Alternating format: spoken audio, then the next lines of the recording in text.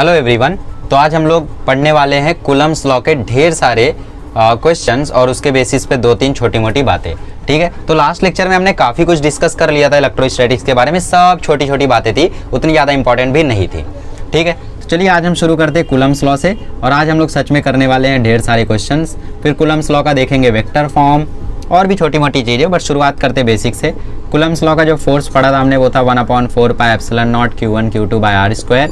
इसको हम F = K Q1 Q2 by R square भी लिखते हैं, which is very much similar to gravitation का law Gm1 m2 by R square K Q1 Q2 by R square. बस यहाँ पे चार्जेस को विथ साइन पुट करते हैं, वहाँ पे मास पॉजिटिव ही रहता है।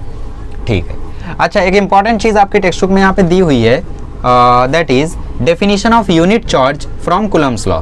Definition of unit charge from Coulomb's law.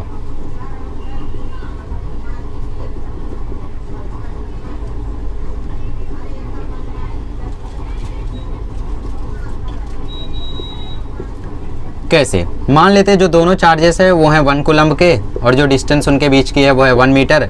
तो F = आ जाएगा K Q1 Q2 by R square. ये पूरी क्वांटिटी तो 1 है, Q1 Q2 1 है, R 1 है, सब कुछ 1 हो गया, तो F = K हो गया। K का वैल्यू हम जानते हैं 9 × 10⁹ न्यूटन कूलम्ब स्क्वायर पर मीटर स्क्वायर। ठीक है, तो F कितना आ गया? इतना आ गया। तो डेफिनेशन लिखिए, 1 coulomb is the amount of charge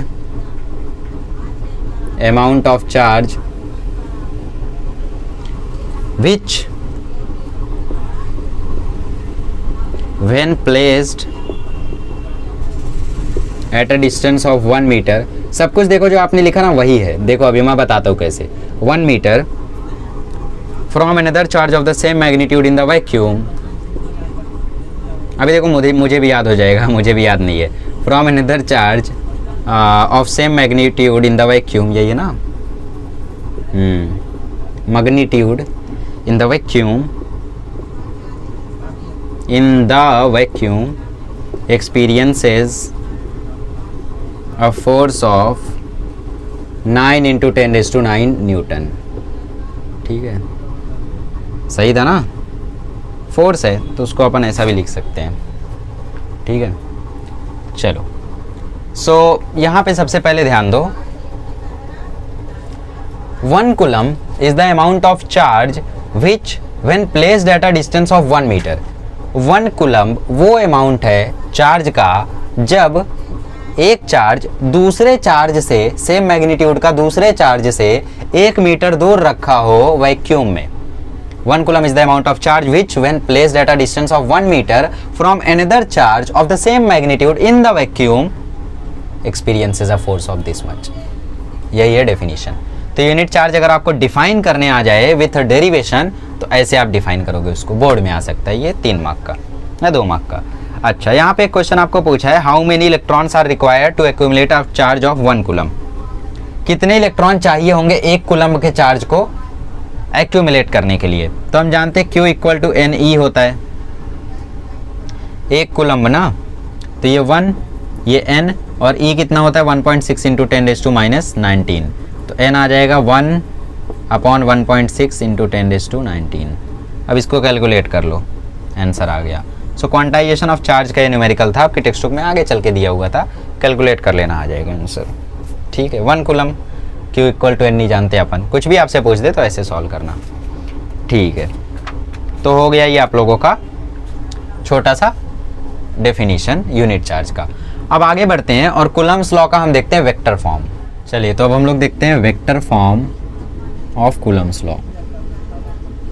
क्योंकि यार ये क्वेश्चन मतलब सॉल्व करने के लिए तो नहीं, बट आपको लिखने के लिए आ सकता है स्टेटमेंट में, एग्जाम में। जो मैं अभी आप लोगों को इसका वेक्टर फॉर्म बताऊंगा वो लिखने के लिए आ सकता है, तो बस उसका ध्यान में रखना। ठीक है, वो ज़रूरी है। बाकी तो न्यूमेरिकल वगैरह हम लोग स्केलर फॉर्म से ही करते हैं। देखो सपोज़ यहाँ पे आपके पास एक +Q चार्ज है और यहाँ पे भी आपके पास एक +Q चार्ज है, इसको Q1 इसको Q2 ले लो, और ये रखे हुए हैं डिस्टेंस R पे। तो इस पे फोर्स लगेगा, देखो F1 ड्यू टू 2 और इस पे जो फोर्स लगेगा उसको बोलते हैं F12 ड्यू टू 1। ठीक है, अब इसमें लिखना पड़ता है आपको पोजीशन वेक्टर।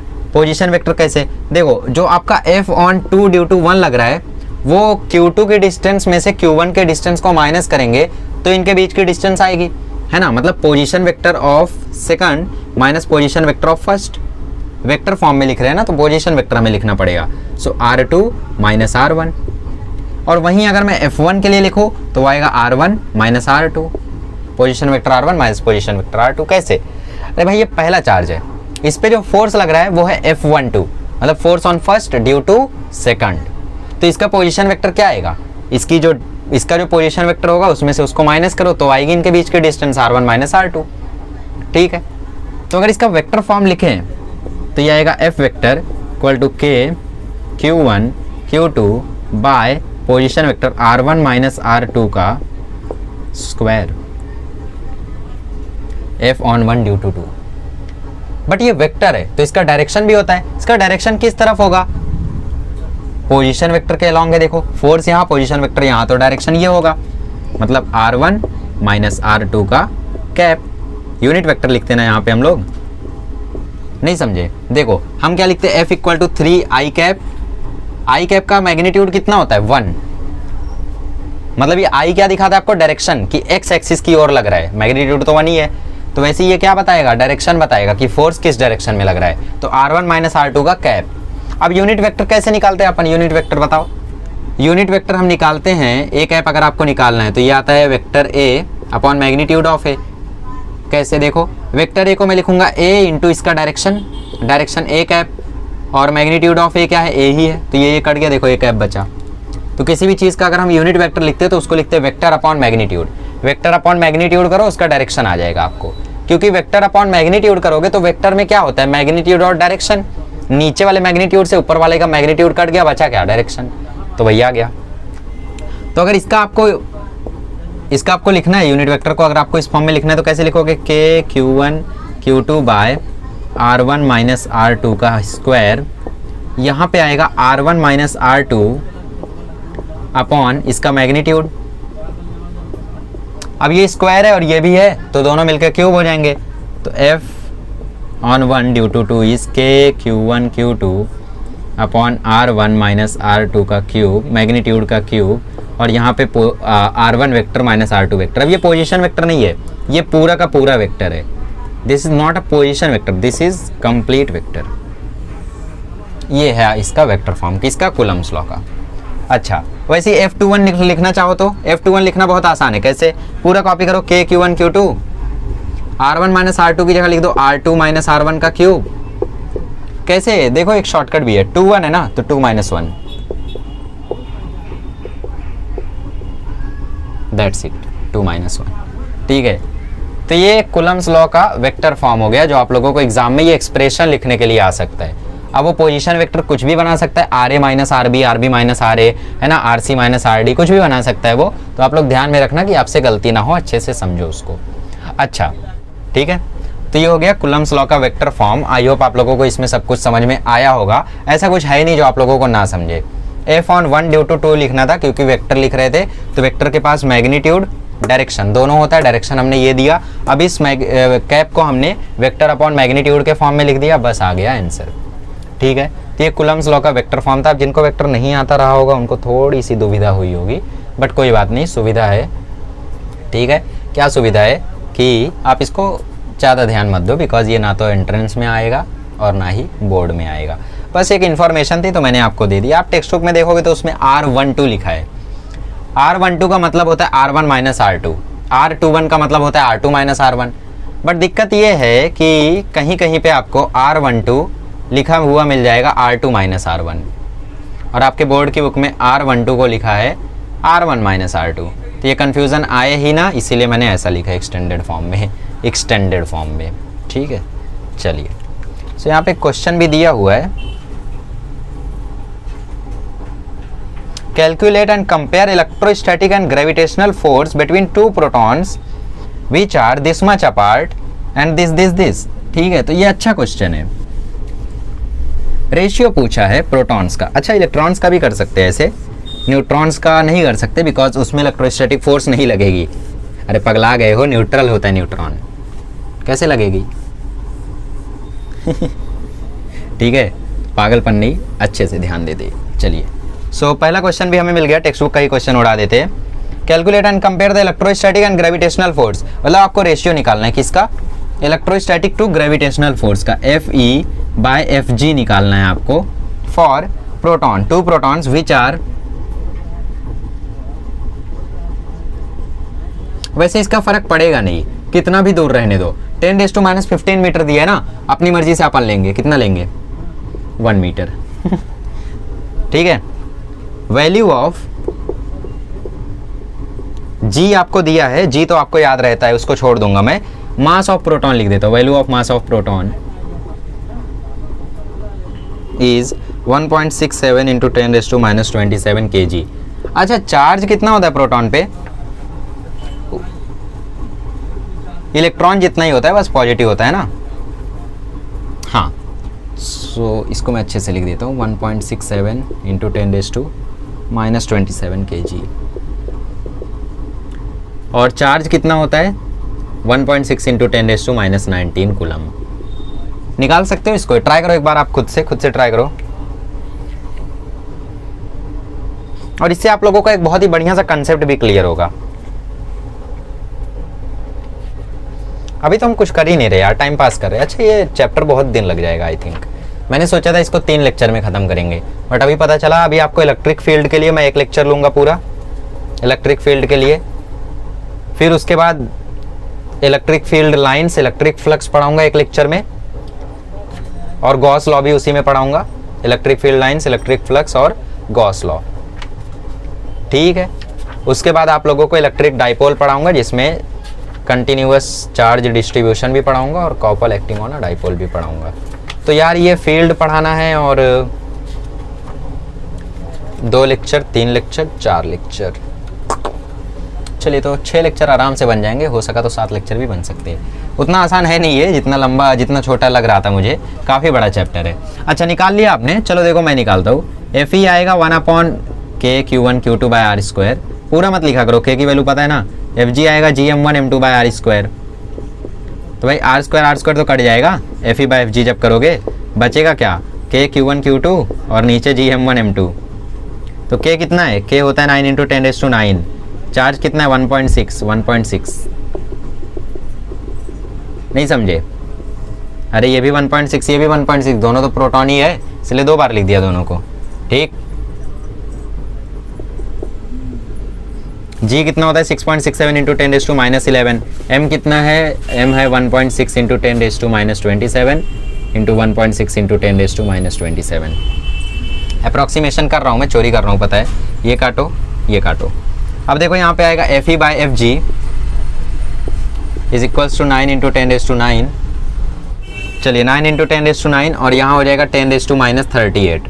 नीचे क्या हो जाएगा 6.67 इंटू 10⁻11 इंटू 10⁻54, ऊपर कर दो इसको, तो Fe/Fg, देखो इसको 3 3 जा 3 2 जा ऐसे काट दो, और 3/2 होता है 1.5, 10⁻9 प्लस 11, और यहाँ पे -38 प्लस 54, तो ये Fe/Fg देखो आ गया 1.5 इंटू, ये आ जाएगा 10⁻20, और ये आ जाएगा 10⁻16, 20 प्लस 16 हो जाएगा 10⁻36।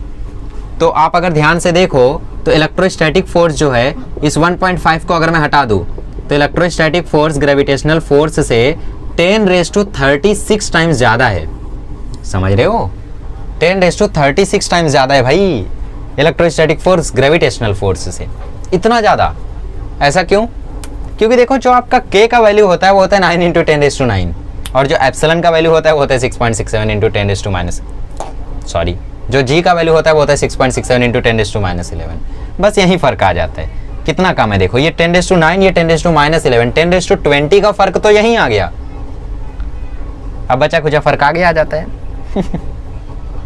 ठीक है। और चार्ज और मास में तो फ़र्क होता ही है, तो ऑब्वियसली ग्रेविटेशनल फोर्स बहुत वीक होती है और इलेक्ट्रोस्टैटिक फोर्स काफ़ी ज़्यादा स्ट्रांग होती है। देखो ना 10⁻36, ऑर्डर ऑफ 36 टाइम्स ज़्यादा है। इलेक्ट्रॉन का भी सेम ट्राई करोगे, चलो ट्राई कर लो।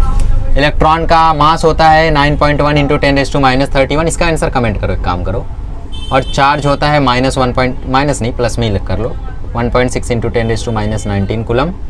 और बस ना, और क्या चाहिए, मास है, चार्ज है, डिस्टेंस कुछ भी ले लो, कट ही जाएगा वो, देखो ना कट गया यहाँ पे। ठीक, सॉल्व करो इसको और आंसर कमेंट करना। चलिए, तो ये किसका, इलेक्ट्रॉन के लिए मैंने क्वेश्चन दिया है, Fe/Fg निकालना है आपको।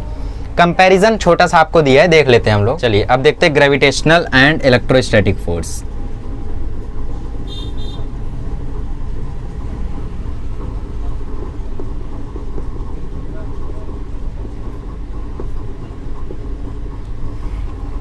Both forces follow inverse square law.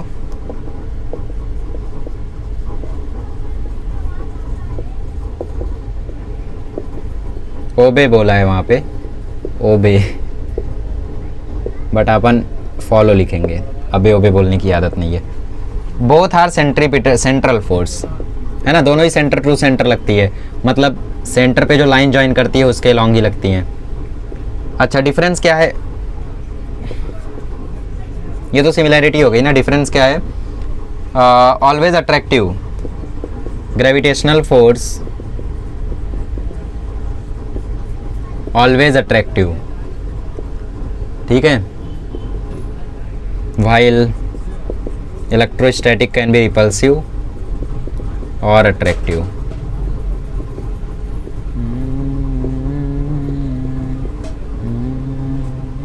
Gravitational force is about 10⁻36। हाँ, वही बोला है कि ग्रेविटेशनल फोर्स इज वीकर, मतलब Fg जो है वो बहुत बहुत बहुत बहुत बहुत बहुत छोटा होता है, किससे, Fe से।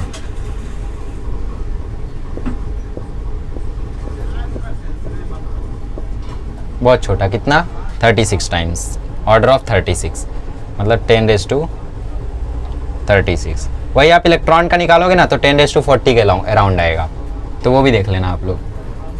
खैर इसको लिखना अच्छा नहीं है क्योंकि इलेक्ट्रॉन के लिए अलग होता है ना, प्रोटॉन के लिए ये है।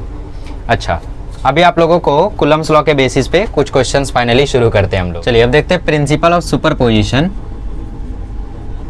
गुस्सा आता है ना, आप क्वेश्चन करेंगे। प्रिंसिपल ऑफ सुपरपोजिशन आपने ग्रेविटेशन में भी सुन रखा है। क्या होता है यार, अगर यहाँ पे कोई एक चार्ज Q2 है, यहाँ पे एक चार्ज Q1 है, तो फोर्स ऑन 2 ड्यू टू 1 जो है वही नेट फोर्स है ना। 2 पे जो नेट फोर्स है वो कितनी है, force on 2 due to 1। But अगर मैं यहीं पे एक चार्ज Q1 ले लूँ, एक चार्ज Q2 ले लूँ, एक चार्ज Q3 ले लूँ, और अब मैं पूछूँ F नेट ऑन Q2, तो ये क्या होगा आपकी बार, प्रिंसिपल ऑफ सुपरपोजिशन बोलता है जितने फोर्स इस पे लग रहे हैं सबका वेक्टर सम मार दो। मतलब एक लग रहा है 1 के कारण, मतलब vector F21, 2 on due to 1, force on 2 due to 1, plus vector sum F on 2 due to 3, ऐसा कर दो। अच्छा, यहाँ पे Q1 है, यहाँ पे Q2 है, यहाँ पे Q3 है, यहाँ पे Q4 है, फोर्थ पे पूछा है F नेट ऑन Q4। अब क्या करें भाई, अभी vector sum of F of 4 due to 1, F on 4 due to 2, F on 4 due to 3, बस ना, और कितना।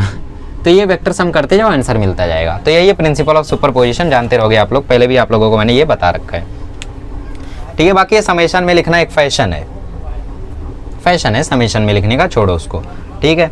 अभी इसमें एक क्वेश्चन आप लोगों को दिया है, ये क्वेश्चन कराते हैं टेक्स्ट बुक का, फिर हम लोग अपनी तरफ से जो क्वेश्चन है उनको भी सॉल्व करेंगे। तो प्रिंसिपल ऑफ सुपरपोजिशन समझ गया, किसी भी एक चार्ज पे अगर नेट फोर्स निकालना है तो उस पर जो जो फोर्स लगा रहे हैं, जो जो चार्जेस फोर्स लगा रहे हैं, उन सभी फोर्सेस का वेक्टर सम करो। वेक्टर सम बोले तो 2 + 3 5 नहीं, एंगल देखो पहले, एंगल 90 है तो 2² + 3² √13, ठीक। तो वेक्टर सम करना रहता है, कैसे करना रहता है वो अभी हम लोग देख लेंगे। चलिए देखते हैं। चलिए, तो आपकी टेक्स्ट बुक में एक क्वेश्चन दिया है, उससे शुरू करते हैं। इसमें बोला है कि एक राइट एंगल्ड ट्राइंगल है, टेढ़ा कैसे बन गया,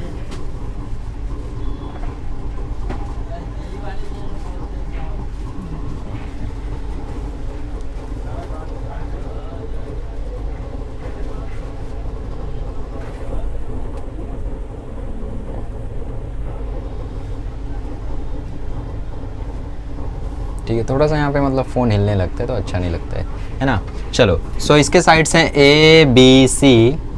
A पर रखा है 2 माइक्रोकूलम का चार्ज, B पर रखा है 3 माइक्रोकूलम का चार्ज, और इस पर रखा है 4 माइक्रोकूलम का चार्ज। ये डिस्टेंस है 4 सेमी, ये डिस्टेंस है 3 सेमी, और पूछा है नेट फोर्स ऑन A, मतलब 2 माइक्रोकूलम पे जो नेट फोर्स लग रहा है। तो ज़रा ध्यान से देखो, पहले C के कारण ऐसे फोर्स लगेगा F on A due to C, और B के कारण ऐसे फोर्स लगेगा F on A due to B। A पर ही पूछा है ना, यस।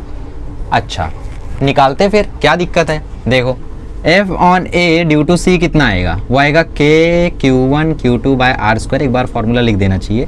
तो F on A due to C आएगा, के कितना है 9 इंटू 10⁹, Q1 मतलब पहला चार्ज 2, सी का चार्ज 4, और इनके बीच की डिस्टेंस मतलब ये पाइथागोरस थ्योरम लगा दो, ये 90 है वैसे ये थीटा है, तो 90 है तो A C square equal to A B square plus B C square आएगा। ए बी स्क्वायर मतलब 4 का स्क्वायर, बी सी स्क्वायर मतलब 3 का स्क्वायर, तो 16 प्लस 9 तो ये 25, तो ये आया 5 सेमी। ठीक है, 5 सेंटीमीटर, 5 सेंटीमीटर मतलब 5 इंटू 10⁻² मीटर, तो 5 इंटू 10⁻² मीटर का स्क्वायर। और ये माइक्रो कूलम्ब में है चार्ज, तो 2 इंटू 10⁻⁶, फिर 4 इंटू 10⁻⁶, समझे। अच्छा आगे सॉल्व करते हैं। 9 2 जा 18, ये 10⁻⁹, 10⁻⁶, 10⁻⁶, 10⁻12, 5 का स्क्वायर 25, और ये 10⁻⁴, तो ये आ गया 18/25,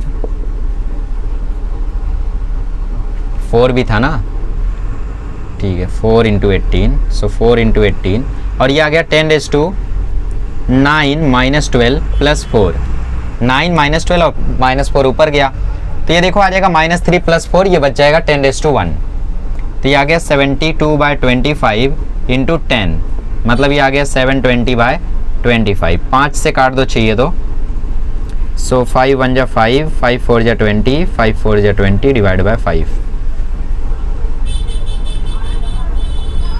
ठीक है, 144/5 आया, जो कि लास्टली हो जाएगा 28.8।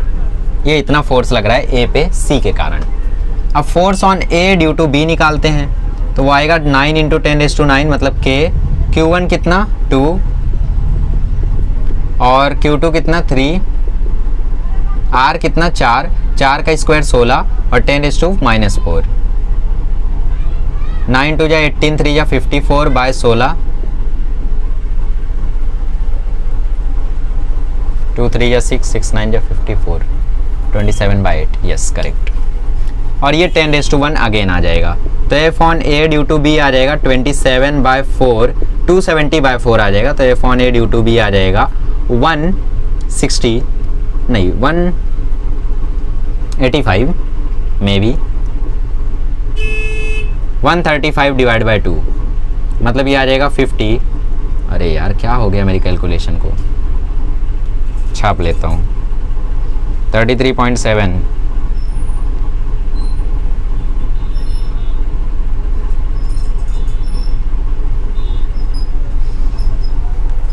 ये 2 से काटा था मैंने तो ये 8 आएगा, देखो 2 से कैंसिल किया था मैंने तो 8 आएगा, फिर मैंने 2 से कैंसिल किया तो 4 आएगा, तो 33.7 आया आंसर।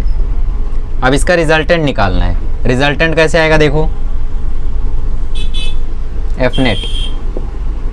एफ नेट आएगा रूट इसका स्क्वायर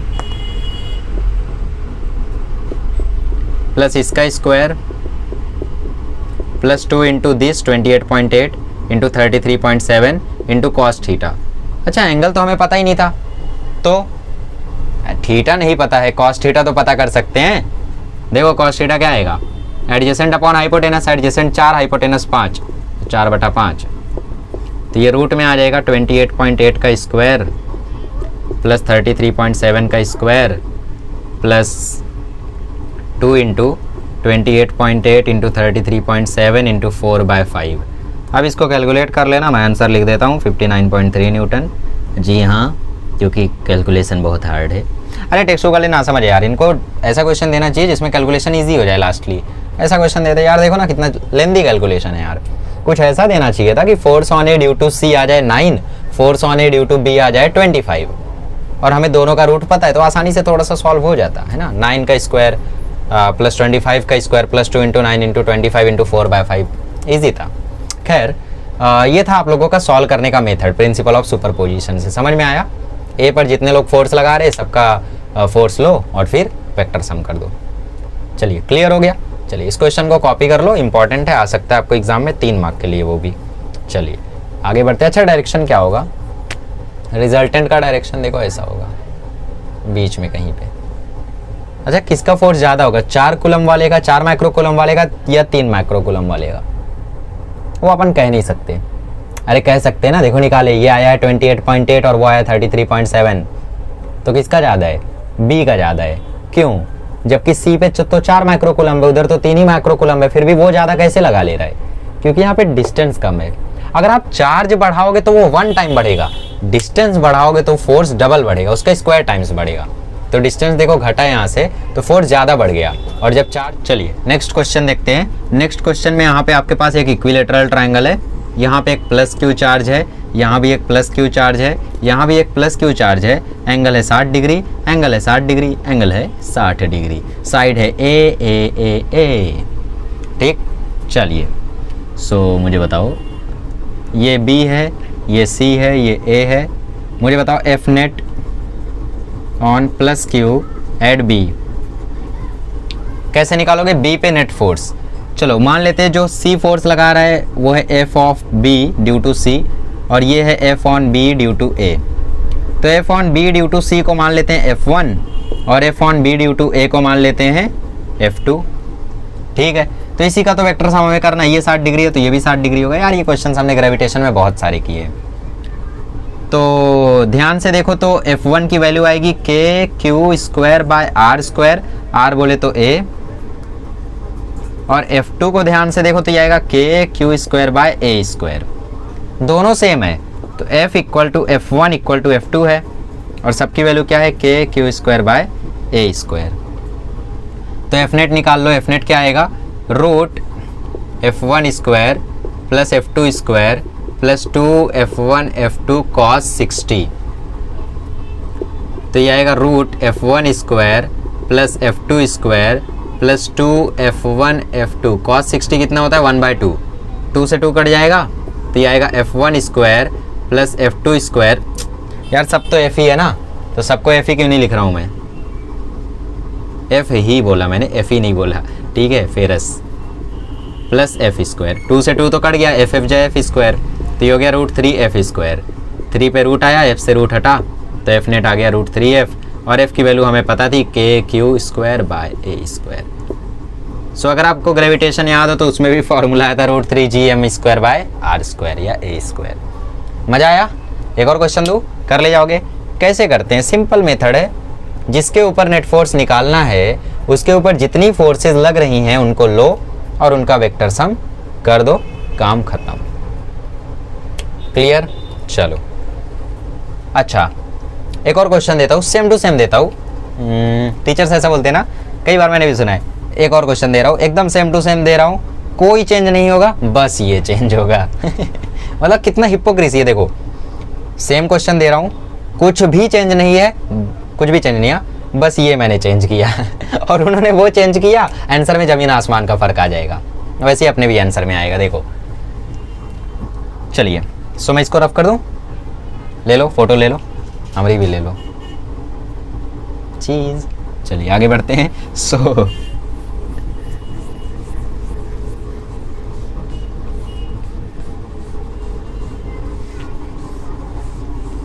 सेम टाइप करेगा, कुछ भी चेंज नहीं होगा, एकदम सेम रहेगा, सब सेम है।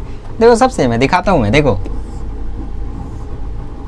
अभी भी वही ट्रायंगल है, ये भी ए है, ये भी बी है और ये भी सी ही है। यहाँ पे भी चार्ज प्लस क्यू है, यहाँ पे भी चार्ज प्लस क्यू है, बट यहाँ पे चार्ज आ गया, सॉरी ये माइनस क्यू है, और यहाँ पे चार्ज आ गया प्लस क्यू। ठीक है, और ये साइड्स में यहाँ पे लिख देता हूँ ए बी सी को।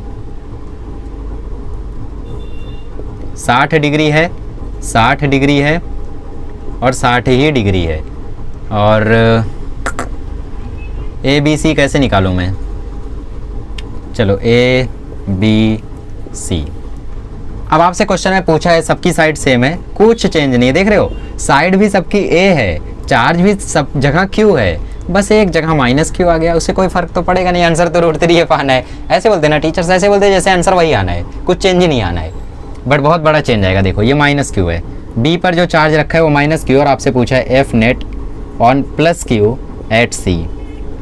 सॉल्व करो, जिसने इसको सॉल्व कर दिया उसको मेरी तरफ से लाइक। ठीक है, हाँ लाइक दूंगा ना मैं। आपने सॉल्व किया, आप कमेंट करोगे मैंने सॉल्व किया, मैंने सॉल्व किया, मैंने सॉल्व क्यों किया, अच्छा छोड़ो, मैंने सॉल्व किया, आप कमेंट करोगे मैं हार्ट दूंगा आपको। ठीक है, हार्ट नहीं करूंगा, हार्ट दूंगा। चलो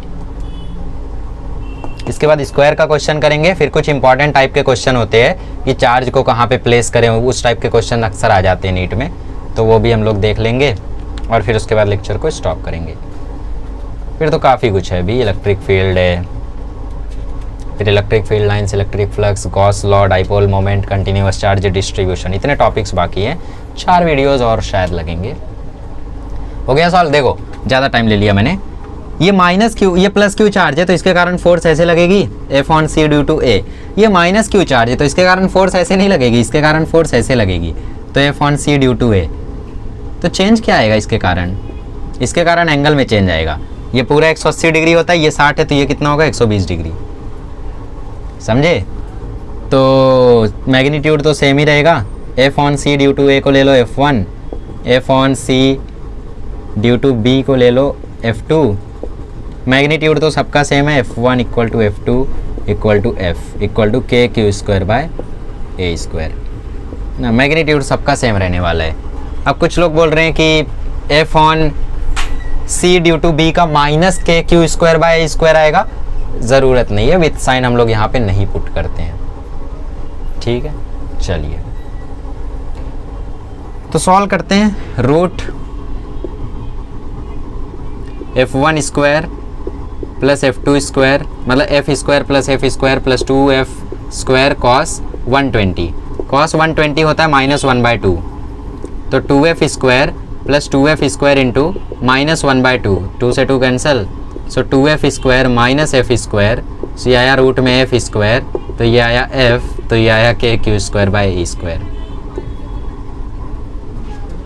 मामला ही पलट गया। एक खींच रहा था, एक ढकेल रहा था, तो फोर्स कितना रह गया? फोर्स सिर्फ इतना ही रह गया। एफ नेट इधर आएगा, रिजल्टेंट इधर आएगा। ठीक है, देखो एफ नेट एफ आ गया और सब जब प्लस थे तो √3F आ रहा था। कोई चेंज नहीं किया था मैंने क्वेश्चन में, क्वेश्चन सेम था।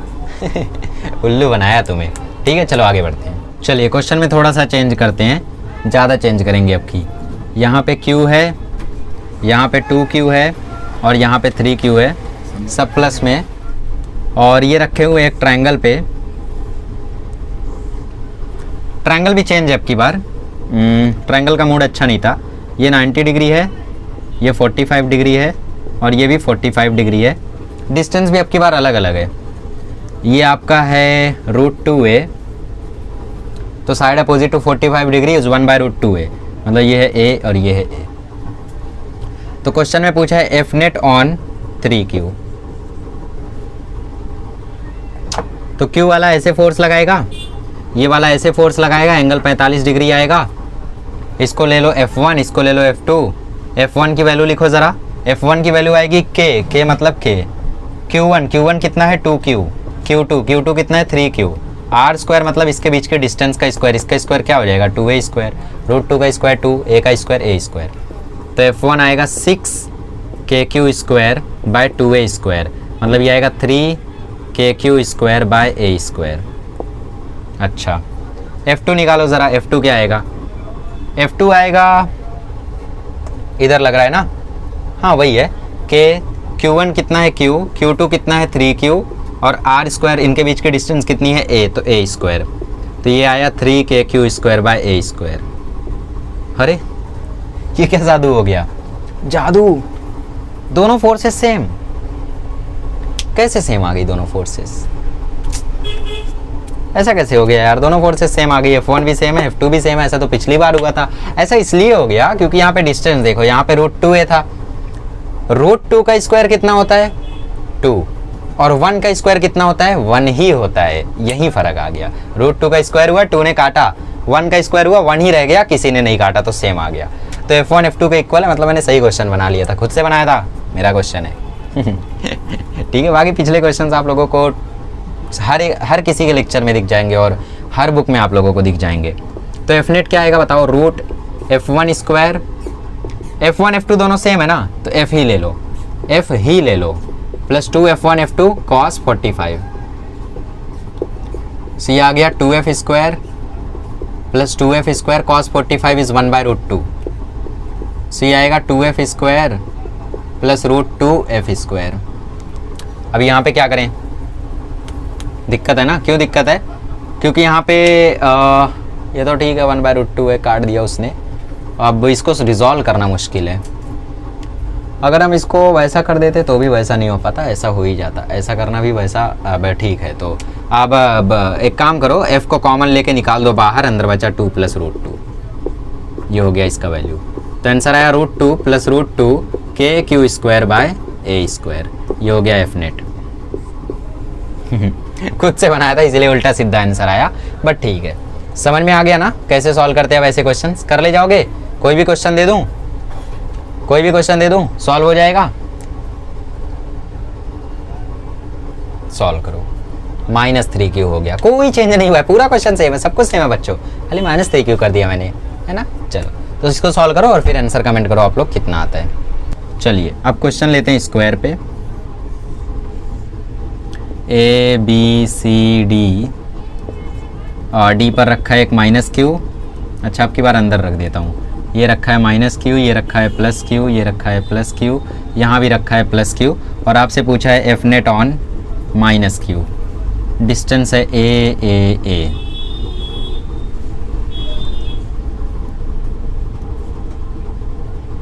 ठीक है, चलिए सो सॉल्व करते हैं यार। देखो हर जगह चार्जेस तो Q ही हैं। C लगाएगा फोर्स ऐसे, A लगाएगा फोर्स ऐसे, और B लगाएगा फोर्स ऐसे।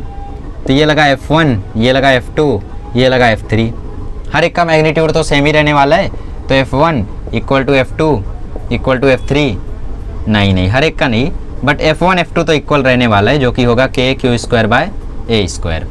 इसके लिए R बदल जाएगा। D और B के बीच की डिस्टेंस होगी √2A। Diagonal of square is √2 into side. 10वीं में पढ़े हो ना, diagonal of square is √2 into side. Side कितना है? A, तो √2A आएगा। तो F3 आएगा KQ²/2A²। √2 का स्क्वायर 2 और A का स्क्वायर A²। F1 F2 का रिजल्टेंट अगर आप लोग निकालोगे तो एंगल 90 डिग्री है, तो √F1² + F2² + 2F1 F2 cos 90। cos 90 2F1 F2 को 0 बना देगा। तो F नेट आएगा आपका सिर्फ और सिर्फ रूट में F1² + F2², मतलब ये आएगा √2F², मतलब ये आएगा √2F। ये F1 और F2 का नेट फोर्स आया है, मतलब F1 और F2 का जो नेट फोर्स है वो इसी लाइन में लग रहा है जिस लाइन में F3 लग रहा है। मतलब जो टोटल नेट फोर्स है, इसको मैं F1 + 2 लिखता हूँ। F नेट ना लिख के मैं इसको F1 + 2 लिखता हूँ। मतलब 1 और 2 के कारण मिला के जो फोर्स लग रहा है, 1 और 2 के कारण जो ये फोर्स लग रहा है वो उसी लाइन में लग रहा है जिस लाइन में F3 लग रहा है। तो F नेट कितना आएगा? F नेट आएगा F1 + 2 + F3। डायरेक्टली जोड़ देंगे ना, डायरेक्टली क्यों जोड़ेंगे?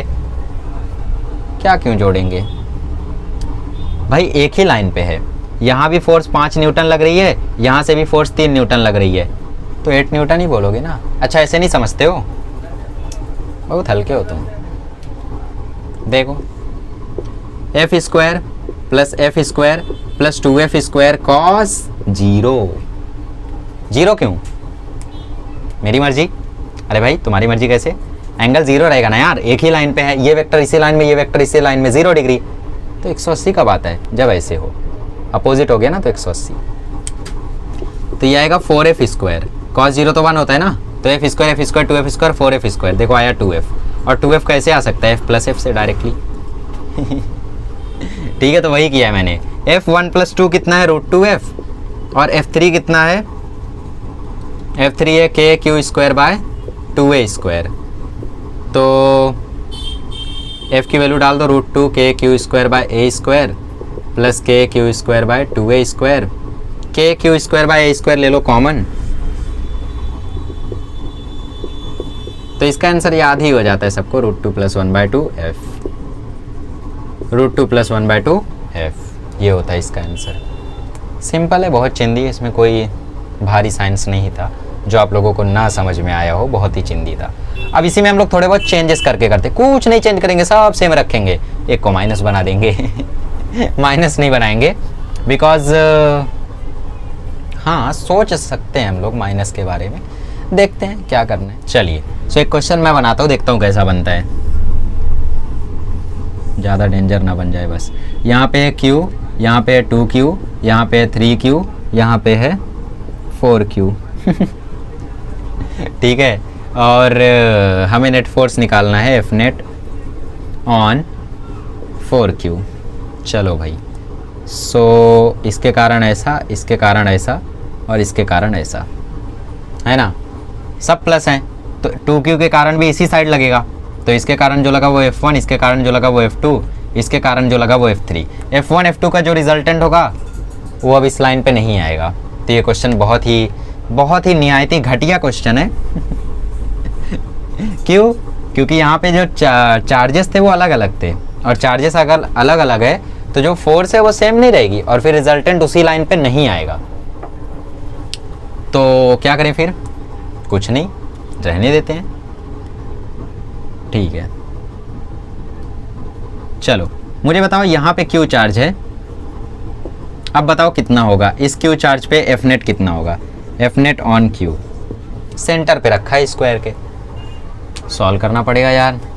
इस Q के कारण फोर्स ऐसे लगेगी, इस Q के कारण फोर्स ऐसे लगेगी, इस Q के कारण फोर्स ऐसे लगेगी, इस Q के कारण फोर्स ऐसे लगेगी। यार चारों फोर्सेस आ गए, इनके बीच का एंगल भी हमें नहीं पता, सबको जोड़ना पड़ेगा। क्या सारे चार्जेस सेम है? हाँ। क्या चार्जेस सारे कॉर्नर पे हैं? हाँ। क्या सारे चार्जेस का साइन सेम है? अरे हाँ भाई हाँ। क्या आपका मेन चार्ज सेंटर पे रखा है? अब इस पे क्या बोलूँ, अरे भाई तो बोल चुका। हाँ ऑब्वियसली सेंटर पे रखा है, तो 0 आएगा F net. Concept, if charge is distributed symmetrically, charge अगर सिमेट्रिकली डिस्ट्रीब्यूटेड है तो सेंटर पे जो इलेक्ट्रिक फोर्स होगा, मतलब इलेक्ट्रोस्टैटिक फोर्स होगा, वो 0 आता है। चाहे आप इनसाइड अ सॉलिड स्फीयर देख लो, चाहे आप इसके अंदर देख लो, 0 आएगा। कैसे? देखो ना यार, Q वाला इस साइड लगा रहा है, वो Q वाला इस साइड लगा रहा है, कैंसिल। ये Q वाला इस साइड लगा रहा है, वो Q वाला इस साइड लगा रहा है, कैंसिल। क्या बचा? किसके कारण आएगा फोर्स? 0 ना, कुछ है ही नहीं। तो नेट फोर्स कितना आएगा? 0। चाहे मैं एक स्फीयर दे दूँ और बोलूँ यहाँ पे प्लस Q है, यहाँ पे प्लस Q है, यहाँ भी प्लस Q है, यहाँ भी प्लस Q है, यहाँ भी प्लस Q है, यहाँ भी प्लस Q है, यहाँ भी प्लस Q है, यहाँ भी प्लस Q है, और यहाँ भी प्लस Q है, बीच में Q। कितना होगा इस पे? 0। क्योंकि भाई सब अपनी अपनी तरफ से लगाएंगे, ये इस पे लगाएगा तो वो उस पे लगा देगा, ये इधर लगाएगा, ये इधर लगा देगा, वो उधर लगाएगा, ये इधर लगा देगा, वो इधर लगाएगा, वो उधर लगा देगा, खत्म, कुछ बचा ही नहीं, 0 हो गया, सबने एक दूसरे को काटा। ठीक है, तो अगर किसी सेंटर पे रखा हुआ है ऑब्जेक्ट, तो उस पर जो इलेक्ट्रिक फील्ड का फोर्स होगा वो कितना आता है? 0 आता है। तो कुलम्स लॉ के यहाँ पे छोटे मोटे जो सवाल बन सकते थे वो सारे टाइप के क्वेश्चंस मैंने आपको करा दिए। बाकी ग्रेविटेशन जैसा है, तो आप लोगों को मैं चाहता नहीं कि टाइम वेस्ट करूँ, Q1 की एक बार वैल्यू दो, Q2 की एक बार वैल्यू दो, और ऐसे क्वेश्चन दे दे के फालतू में टाइम पास करवाता रहूँ। ठीक है, सो कुछ क्वेश्चन टेक्स्ट बुक से देख लेते हैं। A charge of 7 microcoulomb is placed at center of two concentric sphere this much. The ratio of flux, flux तो अभी पढ़ा नहीं हमने।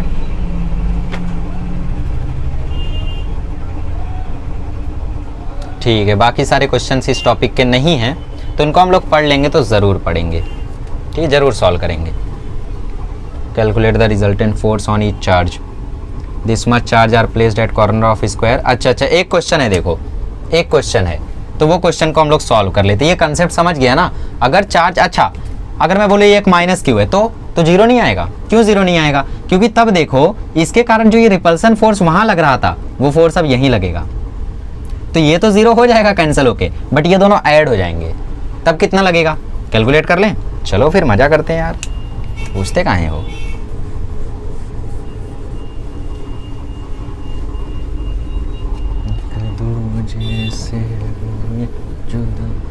ठीक है, बीच में रखा था Q और यहाँ पे मैंने बना दिया था -Q। सब सेम है, सब सेम है, एक चेंज किया मैंने और नेट फोर्स आ गया। नेट फोर्स जबकि 0 था, इसके कारण इधर लग रहा था, इसके कारण इधर लग रहा था, ये तो कैंसिल होकर 0 हो रहा है। इस Q के कारण फोर्स इधर लग रहा है और इस -Q के कारण भी फोर्स इधर ही लग रहा है, तो मतलब दोनों फोर्स इसी साइड लग रहा है। इस Q के कारण फोर्स कितना लग रहा है? Q बाय, अगर ये साइड A है तो ये कितना आएगा? ये आएगा A, ये आएगा A बाय √2। कैसे? देखो डायगोनल ऑफ स्क्वायर होता है √2A, इसका आधा कितना होगा? 1/2 √2A। 2 को मैं लिख सकता हूँ √2 इंटू √2, और ये A √2 से √2 कट गया तो A बाय √2, तो ये फोर्स आएगा √2 के क्यू क्यू बाय ए, ठीक है, स्क्वायर नहीं करेंगे, सॉरी, तो रूट 2 का स्क्वायर हो जाएगा, तो 2 ऊपर जाएगा, तो 2k³ और नीचे a स्क्वायर, और इसके कारण जो लग रहा है वो भी इतना ही है, 2q³ बाय a स्क्वायर, वो भी डायगोनल पे लग रहा है, ये भी डायगोनल पे ही लग रहा है ना। तो ऑब्वियसली इन दोनों को ऐड कर दो, एक ही लाइन पे है ना, तो ऐड कर दो, कितना आ जाएगा 4k³ बाय a स्क्वायर, ये हो गया एफ नेट। नहीं समझा, ज़्यादा जोश में आ गया था जिनको नहीं समझा ध्यान से देखो, इतना तो समझा ना कि इन दोनों के कारण फोर्स कैंसिल हो रहा है, इसके कारण फोर्स इधर लग रहा है, माइनस के भी कारण फोर्स इधर लग रहा है, तो दोनों एक ही लाइन पे है, तो डायरेक्टली हम लोग ऐड कर सकते हैं। इस Q के कारण फोर्स कितना लग रहा होगा, F equal to K Q1 Q2, R कितना है, डायगोनल होता है √2a, बट यहाँ पे आधा डायगोनल लेंगे क्योंकि ये सेंटर में रखा है, तो इतना ही डिस्टेंस होगा, तो आधा लेंगे, तो a/√2 आएगा, और a/√2 का स्क्वायर कर देंगे, तो √2 का स्क्वायर 2 होगा, वो ऊपर जाएगा, तो वो आएगा 2k³ बाय a स्क्वायर, और ये दूसरे के कारण जो फोर्स लग रहा है वो भी होगा k³ बाय a/√2 का स्क्वायर, क्योंकि ये अभी भी इतनी ही डिस्टेंस पे लग रहा है, डायगोनल जितनी ही, और सब कुछ सेम ही है, तो 2k³ बाय a स्क्वायर, ये हो गया F2। दोनों सेम है, दोनों एक ही लाइन पे हैं, तो दोनों को डायरेक्टली ऐड कर देंगे ना वेक्टर सम में। वेक्टर में जब दोनों एक ही डायरेक्शन में होते हैं तो ऐड होते हैं, एक ही डायरेक्शन में तो ऐड मार दो। So 2k³ plus 2k³ by a square, 4k³ by a square, ये हो गया आपका आंसर एफ नेट। अच्छा, अगर आप इस माइनस क्यू को विथ साइन रख देते तो क्या होता, अगर आप विथ साइन रख देते तो ये दोनों कैंसिल हो जाता, जीरो हो जाता, इसलिए ऐसे केस में माइनस साइन नहीं रखते। फील होना जरूरी है, फील नहीं रहेगा तो फिर कुछ भी कर दोगे तुम, क्यों, क्योंकि अगर तुम्हें फील नहीं है ना तो तुम अंधेरे में तीर चलाते हो। फिजिक्स में फील का प्रेजेंस ना होना और बिना फील के क्वेश्चन सॉल्व करना इज इक्वल टू अंधेरे में तीर चलाना, समझे। अगर फिजिक्स में तुम्हें किसी चीज का फील है तो इसका मतलब तुम्हें पता है तुम्हारा टारगेट कहाँ है और तुम्हें कहाँ से कहाँ तक हिट करना है। अगर तुम्हें फिजिक्स में किसी चीज का फील नहीं, इसका मतलब तुम अंधेरे में तीर चला रहे हो, और वो भी आंख पे पट्टी बांध के, कुछ भी नहीं दिख रहा है। जो आंसर आया यही है भाई, जरूरी नहीं है जो चीज मैथमेटिकली 10 आए वो असली में भी 10 ही हो, क्योंकि वेक्टर अलजेब्रा नाम की भी चीज है। 5 + 2 7 होता है, बट वेक्टर में 5 + 2 3 भी होता है ना, जब अपोजिट डायरेक्शन में हो, माइनस हो जाते हैं ना तब। तो फेल होना बहुत जरूरी है फिजिक्स का। अभी देखो मैंने एग्जांपल दिया, अगर आप इसको विथ साइन रख देते फिर माइनस कर देते, आप माइनस करते जीरो हो जाता। जीरो होगा क्या भाई, एक ही लाइन पे लग रहा है, कुछ तो फोर्स होगा, जीरो होगा ही नहीं। बट अगर हमें फेल नहीं, हम मान लेंगे यार जीरो होगा, जीरो आया है मेरा आंसर, ये देखो ऐसे आया, जीरो करेक्ट है, ऐसा नहीं करते, ठीक है। चलिए अब दूसरे केसेस हम लोग देखते हैं, एक स्पेशल टाइप का केस होता है, उसको हम लोग डिस्कस करते हैं, फिर लेक्चर स्टॉप करेंगे। तो यहाँ पे देखो क्वेश्चन दिया है, 4 charges of +6 × 10⁻⁸ coulomb are placed on a square of 4 side. तो +6 × 10⁻⁸, यहाँ भी 6 × 10⁻⁸, यहाँ भी 6 × 10⁻⁸, यहाँ भी 6 × 10⁻⁸। Resultant force on each charge, सारे चार्ज सेम है तो सभी पे रिजल्टेंट फोर्स सेम ही लगेगा। अब आपको पता है इसका आपने रिजल्टेंट फोर्स निकाला था, कितना आया था, √2 + 1/2 F। ये फॉर्मूला कब लगाते हैं, जब सारे चार्जेस सेम हो। सारे चार्जेस सेम है, यस सेम है, तो लगा दो, और क्या करना है, √2 + 1/2 F क्या आएगा, K कितना होता है, 9 × 10⁹। Q1 Q2 6 × 10⁻⁸, 6 × 10⁻⁸, मतलब 36 × 10⁻16, और 3 सेंटीमीटर उसकी डिस्टेंस है, तो वो आ जाएगा 9 × 10⁻⁴। ठीक है, अब सॉल्व कर लो, और क्या, √2 + 1/2। शॉर्टकट बताया था ना मैंने, अभी आप लोगों को पूरा डिराइव करना पड़ेगा इसमें। जैसे हमने वो क्वेश्चन सॉल्व किया ना, 4 साइड पे Q Q Q रख के, वैसे आपको इसको डिराइव करना पड़ेगा। Let F1 = F on A due to B, let F2 = F on A due to C, ऐसा आपको लिखना पड़ेगा। फिर लास्ट में आप लोगों को लिखना पड़ेगा, since all charges are same so resultant force on each charge will be same. ठीक है, फिर वही आंसर। तो ये देखो 9 से 9 कैंसल, देखो आपकी बार अच्छा दिया इन्होंने, 36, 10⁻⁹, 10⁻⁻16 हो जाएगा 10⁻⁻7, और ये 10⁻+4, तो ये आ जाएगा √2 + 1/2, 36 × 10⁻⁻3। आंसर क्या दिया देखो, 6.89। देखो कैसे, √2 का वैल्यू 1.4, 1/2 का वैल्यू 0.5, और मल्टीप्लाई में है 36 इंटू 10⁻³ ये आया 1.9 इंटू 36 इंटू 10⁻³ 1.9 को 36 से मल्टीप्लाई करोगे तो 36 2 जा 72 होता है, ठीक है। बट ये देखते हैं कितना होगा, 9 6 जा 54, 9 3 जा 27, 1 6 जा 6, 1 3 जा 3, 4 8 6, सो 684 इंटू 10⁻³ 68.4, तो 6.84 इंटू 10⁻²। क्वेश्चन टेक्स्ट बुक में तो 6.89 दिया है, वो ऐसा इसलिए क्योंकि 1.414 होता है। √2 क्या होता है, √2 होता है 1.414, और अगर 1.414 रहेगा तो ये आंसर आएगा 1.914, तो ये आंसर कुछ और आएगा, कितना आएगा 689, 68.9, तो 6.89 इंटू 10⁻² हो जाएगा। ठीक है, समझ में आ गया ना ये क्वेश्चन। तो चिंदी क्वेश्चन था यार, हमने शॉर्टकट लगाया कर लिया, क्योंकि हमने एक बार किया हुआ था, एक बार नहीं किए होते तो भारी जाता। ठीक है, चलिए आगे बढ़ते हैं और वो स्पेशल केस क्या है वो डिस्कस करते हैं। चलिए अब हम पढ़ते हैं कंडीशन फॉर इक्विलिब्रियम। इसका मतलब समझाते हैं, देखो सपोज आपके पास यहाँ पे एक चार्ज है +q और यहाँ पे आपके पास एक चार्ज है +9q। अब देखो दोनों ही एक दूसरे को रिपल कर रहे होंगे। क्वेश्चन में बोला कि एक चार्ज आया, एक चार्ज को लाया गया, इनके बीच में, इनके बीच की डिस्टेंस पहले कितनी थी, पहले थी l। तो क्वेश्चन में बोला गया एक चार्ज आया, उस चार्ज को मैं कहाँ पे रखूं कि इनके बीच का नेट फोर्स 0 हो जाए। उन्होंने बोला एक चार्ज मैं लेकर आया, प्लस ही लेकर आएंगे हमेशा, उस चार्ज को मैं कहाँ पे रख दूं कि यहाँ पे नेट फोर्स 0 हो जाए। अच्छा आप सोच के मुझे बताओ कि उस चार्ज को मुझे इस साइड रखना चाहिए, उस साइड रखना चाहिए, बीच में कहीं पे रखना चाहिए, मतलब इन दोनों के बीच में कहीं पे रखना चाहिए, इस साइड रखना चाहिए या इस साइड रखना चाहिए। दिमाग पे जोर डालो, सोचो किधर रखना चाहिए उस चार्ज को कि दोनों के बीच का नेट फोर्स 0 हो जाए। ये क्वेश्चन IMP हैं, बहुत IMP हैं एंट्रेंस लेवल पे, इस टाइप के क्वेश्चन आए भी हैं, आप सॉल्व करिएगा घर पे, ठीक है। बिकॉज क्वेश्चन तो मैं आसानी से बता दे रहा हूँ। देखो एक्स आपको निकालना है, कितना डिस्टेंस पे रहना चाहिए कि भाई 0 हो जाए नेट फोर्स, ठीक है। चलिए सो अगर मैं यहाँ पे रख दिया, सपोज +q मैंने यहाँ रख दिया, तो ये +q क्या करेगा, इसको रिपल करेगा, ये +q इसको रिपल करेगा, इसको भी थोड़ा सा रिपल करेगा, बट ये +9q क्या करेगा, इस साइड इसको रिपल करेगा, तो नेट फोर्स 0 थोड़ी हुआ, नहीं समझे। इस +q को ये +q भी रिपल करेगा, ये +9q भी रिपल करेगा, ये थोड़ी ना सबको रिपल कर पाएगा, तो नेट फोर्स यहाँ पे 0 नहीं हुआ। इस साइड रखे तो, इस साइड रखेंगे तो भी वही केस है, ये +9q इसको रिपल करेगा और ये +q में इतनी हिम्मत है नहीं कि यहाँ तक पहुँच जाए और इसको रिपल कर पाए। तो इसीलिए जब भी दोनों लाइक चार्जेस होंगे, तो हम रखेंगे मिडल में। मिडल में मतलब बीच में नहीं, l/2 पे नहीं, दोनों के बीच में कहीं पर रखेंगे। क्यों? क्योंकि अब ये +q अपना चार्ज थोड़ा फोर्स थोड़ा इस पे लगाएगा, ये +9q थोड़ा इस पे लगाएगा, और ये जो छोटा +q है, बड़ा +q है, ये दोनों पे अपनी तरफ से लगाएगा, ऐसे है ना, रिपल्सिव फोर्स अपनी तरफ से दोनों पे लगाएगा, तो दोनों पे लगा के दोनों का इफेक्ट 0 कर देगा।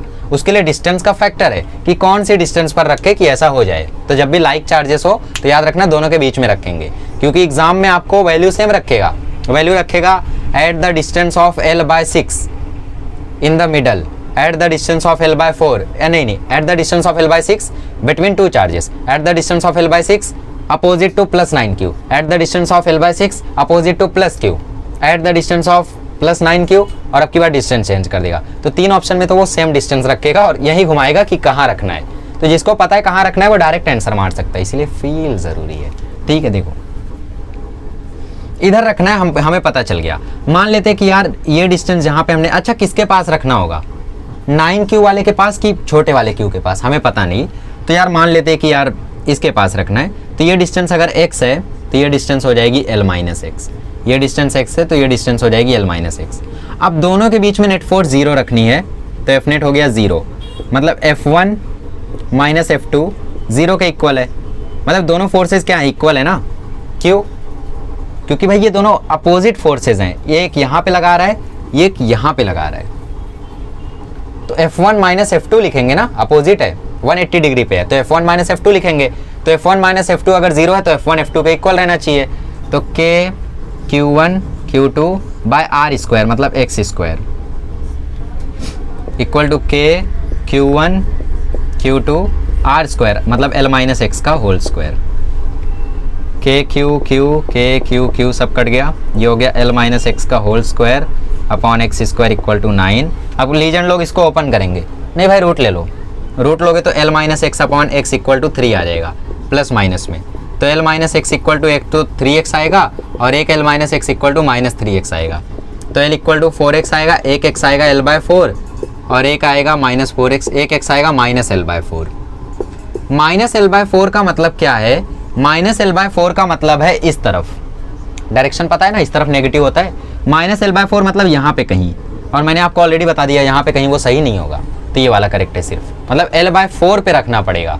l/4 किधर आएगा, इधर कहीं पे आएगा, मतलब छोटे वाले के पास रखना पड़ेगा, क्योंकि इससे डिस्टेंस जितनी ज़्यादा होगी उतना ही कम ये अपना फोर्स लगा पाएगा, है ना, तो रिड्यूस कर पाएगा फोर्स को। तो x इक्वल टू l/4 इसका आंसर आएगा। ऐसे क्वेश्चंस को कर ले जाओगे अटेम्प्ट। वैसे इसके लिए एक शॉर्टकट भी होता है, जनरली आप डिराइव करके निकाल सकते हो शॉर्टकट को। देखो शॉर्टकट बताता हूँ, ये आप लोगों का नहीं चलेगा, ये रॉन्ग है, क्योंकि हमें पता है दोनों के बीच में कहीं पे रखेंगे, साइड में नहीं। समझ में आया कैसे किया हम लोगों ने? अच्छा दूसरा वाला शायद x equal to minus l/2 आएगा ना, l/4 नहीं माइनस l/2 आएगा, तो वो भी गलत ही है। खैर ठीक है, चलिए तो इसका शॉर्टकट कैसा है, मतलब डिराइव करके कैसे आप लोग फाइंड कर सकते हो। जनरली आप लोग रखो वैल्यूज़ को, ठीक है, और उसको निकाल सकते हो। देखो क्या होता है वो, फॉर लाइक चार्जेस, मतलब दोनों प्लस प्लस या दोनों माइनस माइनस, दोनों प्लस प्लस या दोनों minus minus, distance eight which third charge should be kept is x equal to root q1 upon root q2 plus root q1 l। ये q1 होता है स्मॉलर चार्ज, इसका ध्यान रखना, क्योंकि अगर आप लोगों ने इसका ध्यान नहीं रखा तो फिर अब वो आपका ध्यान नहीं रखेगा, गलत हो जाएगा। देखो x इक्वल टू कैसे, root q upon root q plus root 9q कितना, और ये l, 9q कितना हो जाएगा, 3q हो जाएगा, है ना। So root root root root हर जगह है, रूट रूट रूट रूट हर जगह है, तो ये आएगा q डिवाइडेड बाय 4q और ये l, q से q कट जाएगा तो x इक्वल टू आ जाएगा l/4। सिंपल, कितना चिंदी है ना। ओके ठीक है, तो x इक्वल टू क्या आएगा, देखो छोटा चार्ज कितना है +1, तो ये हुआ 1, बड़ा चार्ज मतलब Q2, बड़ा चार्ज कितना है 9, सो रूट 9, ये रूट 1 है और ये रूट 1 है into l, so x equal to आ गया 1/3 + 1 इंटू l, तो x आ गया 1/4 l, मतलब x आ गया l/4। डायरेक्टली सॉल्व कर सकते हो, कुछ भारी यहाँ पे, कुछ भी भारी नहीं है, एकदम चिंदी, एज सिंपल एज केक। ठीक है, केक सिंपल होता है, हाँ मतलब स्मूथ तो होता है ना, ठीक है कोई बात नहीं, bad joke. x equal to root 1 upon root 9 plus root 1 into l, so x equal to 1/4 l/4। So यहाँ पे देखो शॉर्टकट याद रखो, चाहिए तो या तो आप लोग ऐसा डिराइव करके भी कर सकते हो। ये तो हुआ लाइक चार्जेस का, अनलाइक चार्जेस आ गए तो उसको भी देख लेते, पहले जनरल मेथड से करते फिर अपना मेथड देखेंगे। ठीक है चलिए, जिंदगी से, ठीक है, तो यहाँ पे रखते हैं +q, यहाँ पे रखते हैं -9q, और अब की बार मुझे बताओ कहाँ पे रखना चाहिए q को। अगर मैं q को यहाँ पे रखूँगा तो ये प्लस वाला इसको रिपल करेगा और माइनस वाला इसको अट्रैक्ट करेगा, ठीक है। अच्छा अगर मैं यहाँ पे रखूँ q को तो ये प्लस वाला इसको अट्रैक्ट करेगा, सॉरी रिपल करेगा, और ये माइनस वाला इसको अट्रैक्ट करेगा। तो नेट फोर्स 0 कहाँ पे होगा, या तो यहाँ पे होगा या तो यहाँ पे होगा, बट कहाँ पे होगा, ठीक है, यहाँ पे होगा या यहाँ पे होगा, यहाँ भी होगा वहाँ भी होगा, दोनों जहाँ पे होगा, ठीक है। चाहे यहाँ पे रख दो चाहे यहाँ पे रख दो, दोनों ही जगह पे हो जाएगा, बट बीच में नहीं होगा। आपकी बार ध्यान में रखना, ठीक है।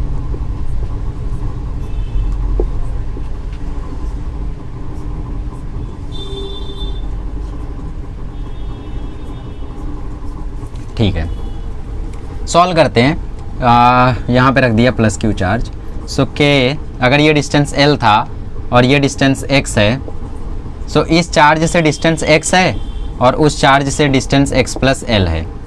So k equal to, sorry F equal to K Q Q by X square और F2 equal to K Q Q by L plus X square. Since F net equal to 0, so F1 must be equal to F2. Therefore K Q Q by X square must be equal to K Q, ये 9Q था ना, 9Q by L plus x का square. K Q Q सब cut गया, so ये आ गया L plus x का whole square upon x square equal to 9. Root ले लो तो L plus x upon x equal to +3 या तो L plus x upon x equal to -3. So L plus x equal to 3x, L equal to 2x, तो x आया l/2. यहाँ से देखो एल प्लस एक्स आएगा -3x, तो L equal to आएगा -4x, तो x आएगा -l/4. -l/4 का मतलब क्या है पता है? देखो आपने जो ये डिस्टेंस लिया है ना, इसको पॉजिटिव लिया है. अब की बार आपने ये डिस्टेंस पॉजिटिव लिया है, आपको नहीं पता बट आपने लिया है. क्यों, कैसे पता भाई? देखो ना, आपने इसको +x लिया है, -x नहीं लिया है. इसका मतलब नेगेटिव कौन सी डिस्टेंस है? ये वाली. तो ये -l/4 का मतलब है यहाँ पे रखो. नहीं, हमें वहाँ पे नहीं रखना है, तो इसीलिए आपकी बार भी ये वाला गलत होगा. सिंपल है यार, रूट लो तो सिर्फ प्लस वाली वैल्यू ले लो, बात खत्म. तो x इक्वल टू l/2 इसका आंसर आएगा. मतलब इस लेंथ की आधी डिस्टेंस पे यहाँ पे रख दो, फोर्स 0 हो जाएगा, नेट फोर्स 0 हो जाएगा. तो अब बात करते हैं फॉर अनलाइक चार्जेस, मतलब प्लस माइनस हो या माइनस प्लस हो, तो बस ये कर दो, ख़त्म. निकाल लेते यार. x equal to root Q1 smaller charge 1 है, root 9 minus root 1 L, x equal to 1/3 minus 1 L, x equal to l/2.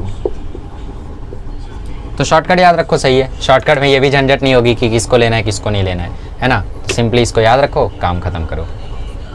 तो आज हम लोगों ने कई सारे क्वेश्चंस कर लिए. कंडीशन फॉर इक्विलिब्रियम भी कर दिया, कहाँ पे रखे, कहाँ पे 0 हो जाए, कहाँ पे ना रखे. हमने आज काफ़ी कुछ कर लिया. अब अगले लेक्चर में मिलेंगे तो हम लोग डिस्कस करेंगे इलेक्ट्रिक फील्ड और इलेक्ट्रिक फील्ड लाइन्स. फिर नेक्स्ट लेक्चर में हम लोग गॉस लॉ, फ्लक्स को साथ में डिस्कस करेंगे और 2 लेक्चर सुन के जाएगा, है ना. मतलब इलेक्ट्रिक फील्ड और गॉस लॉ वगैरह का 2 लेक्चर आपका जाएगा. उन 2 लेक्चर्स के बाद हम लोगों का बचेगा सिर्फ डाइपोल मोमेंट और कंटिन्यूअस चार्ज डिस्ट्रीब्यूशन, जिसमें आई डोंट थिंक एक लेक्चर से ज़्यादा लगना चाहिए. कंटिन्यूअस चार्ज डिस्ट्रीब्यूशन में ज़्यादा कुछ भी नहीं है, छोटी मोटी चीज़ें हैं और उनसे क्वेश्चंस भी नहीं आते. Dipole moment is a important one, तो उसमें 1 घंटा लगेगा.